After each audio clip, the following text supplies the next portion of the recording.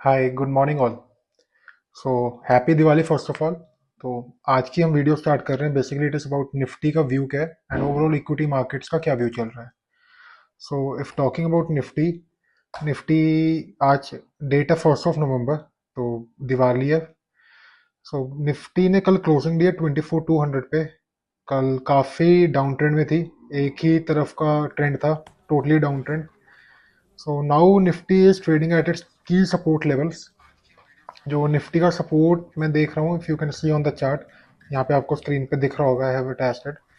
तो screen recording है वो, and it is a live screen recording. तो निफ्टी का जो चार्ट है, निफ्टी का जो की सपोर्ट लेवल है वो 24,000 पे है। And if it keeps on maintaining this 24,000 level, this is a crucial level for a bullish movement. If it breaches below this point 23,950, so after this, I'll be the next level to watch out would be of 23,950 if it will be breaching the level of 24,000, and the next level after 23,950 would be 24,370. सो ये दो crucial level हैं। And जो stocks हैं वो भी काफ़ी अपने एक पॉइंट हाई से काफ़ी नीचे आ चुके हैं। तो ऑल ओवर द मार्केट जो की स्टॉक्स हैं वो 30 to 40% ट्रेड कर रहे हैं डाउन। तो जो मेन स्टॉक्स मैं ट्रैक कर रहा हूँ, बीट इंफ्रा, तो इंफ्रा में अगर हम टाटा स्टील देखें, टाटा स्टील को भी छोड़ूँ मैं, तो अगर मैं इसमें गेल देखूँ, यूपीएल देखूँ, टाटा स्टील देखूँ, इरेडा देखूँ, इरेडा 310 तक ट्रेड हुआ, 210 पे ट्रेड कर रहा है। एनसीसी देखूँ, ये 298 पे चल रहा है, जबकि 298 इसका क्रूशियल लेवल है। तो यहाँ पे मैं एक चीज़ और ऐड करना चाहूँगा। जो ये अच्छे स्टॉक्स हैं, अगर आप लोग टेक्निकल एनालिसिस देख रहे हो इनका, तो ये लोग ना जितनी मार्केट नीचे आई है उसके हिसाब से stocks, though they have came down, but they are still maintaining their crucial level. उसके नीचे इन लोगों ने क्लोजिंग नहीं दी है। तो जो मेन सेक्टर जो आगे आने वाले टाइम में काफ़ी बुल रन में जो काफ़ी पार्ट लेंगे, जो जो सेक्टर्स, उनमें से इंफ्रा एक है, क्योंकि इंटरेस्ट रेट कम हो रहे हैं। इंटरेस्ट रेट जब भी कम होते हैं तो एफ आई आईज की direct investments, it comes into reality and infra.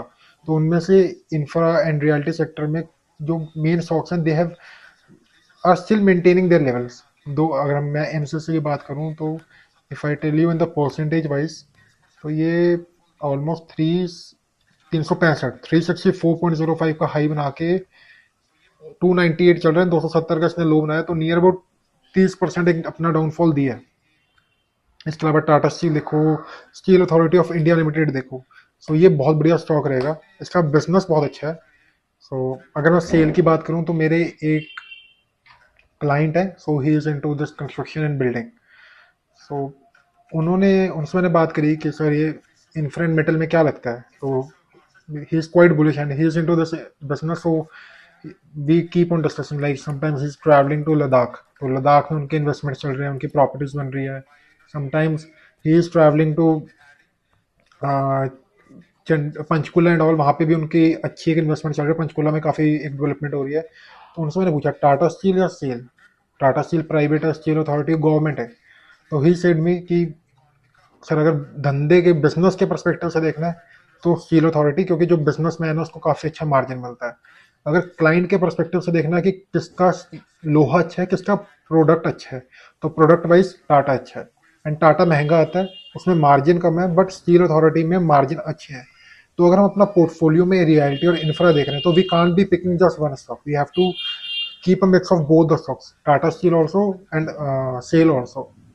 क्योंकि अगर हल्का सा भी मूवमेंट आएगा, ऑब्वियसली आएगा। अगर हम इसका चार्ट देखें वीकली में लेवल में, मैं देखा हूँ 2021 में 150 का स्टॉक था 151 का, वहां पे एक अच्छा डाउनफॉल आया, अपना वापस जहां से डिस्प्लेसमेंट एक अच्छा ऑर्डर ब्लॉक स्टार्ट हुआ था, वापस 70 के लेवल पे आया।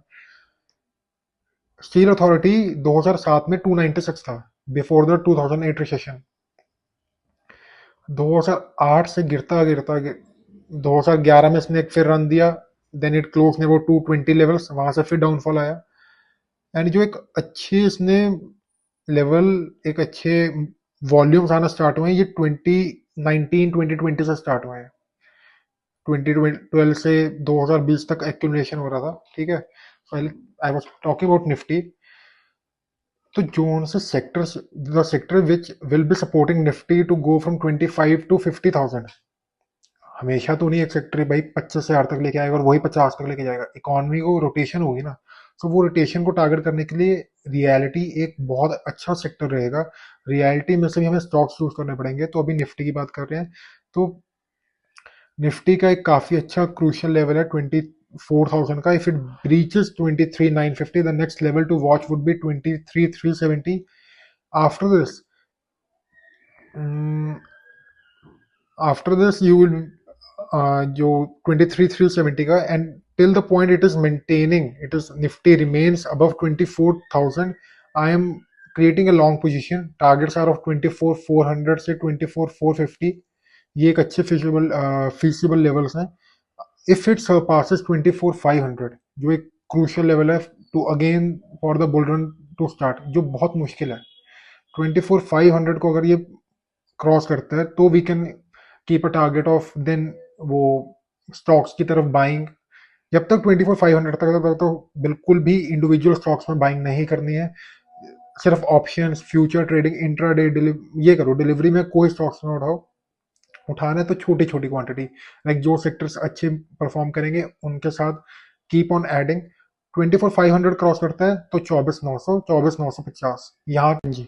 तो 24,900, 24,950, 25,000 तक के बहुत इजीली आपको ट्रेड मिलेंगे। बट जब तक 24,500 के नीचे, don't buy the stocks in delivery. Just you can keep adding the sectors जो निफ्टी को 25,000 से 50,000 तक लेने के जाने में हेल्प आउट करेंगे। The stocks which will be helping Nifty to take from 24,500 to 25 from take so sorry so the stocks which will be taking Nifty from 24,000, 25,000 से 50,000, 50,000 की तरफ लेके जाएंगे, उन स्टॉक्स को टारगेट करें। करंट वीक में, करंट मंथ में काफी एक ग्लोबल इवेंट्स लाइंड अप है in the month of November. So I'm talking, this video is being recorded on 1st of November 2024. तो we have a Federal Reserve meeting जिसमें interest rate decisions होंगे and economy का outlook होगा for US. US Federal Reserve meeting, US mid term elections, Kamala Harris and Donald Trump सब news में छाए हुए हैं। So this would be having a potential impact on economic policy. Then we have a G20 summit जिसमें discussion होंगे on global economic issues. So that's it. So guys, please sector selection करें। किसी भी random sector में government चलेगा, government में कोई भी स्टॉक चलेंगे, रेलवे सब चलेंगे, भाई सब में कंपाउंड होगा, सब बिजनेस बढ़ेंगे, सब बिजनेस में इन्वेस्टमेंट होगी। बट हमें अपने स्टॉक्स के, हमें अपने पोर्टफोलियो में वही स्टॉक्स रखने हैं जो कंपाउंड कर रहे हैं और जो ग्रो करते जाएं। ये थोड़ी कि पैसा पड़ा है यार वो 50 तक बढ़ेंगे, तब तक हमारा टाइम अपॉर्चुनिटी भी तो गवा रहे हैं। हमें अपना पैसा वहां लगाना है जहां पे वो ईयर ऑन ईयर कुछ ना कुछ रिटर्न्स दे, जो बिजनेस मार्केट स्टेबल नहीं रहेगी। आपका जो पोर्टफोलियो वो स्टेबल रहेगा। निफ्टी 24,000 पे है, निफ्टी अगले 5 सालों में 30,000 भी जाएगा। ये कोई एग्जैक्ट फिगर नहीं है, बस एक मैं बात करना चाह रहा हूँ। 24,000 से 30,000 ही वो जाएगा। सो हमें सिलेक्ट करना है वो 30,000 जो जा रहा है, तब कौन से सेक्टर्स परफॉर्म कर रहे हैं।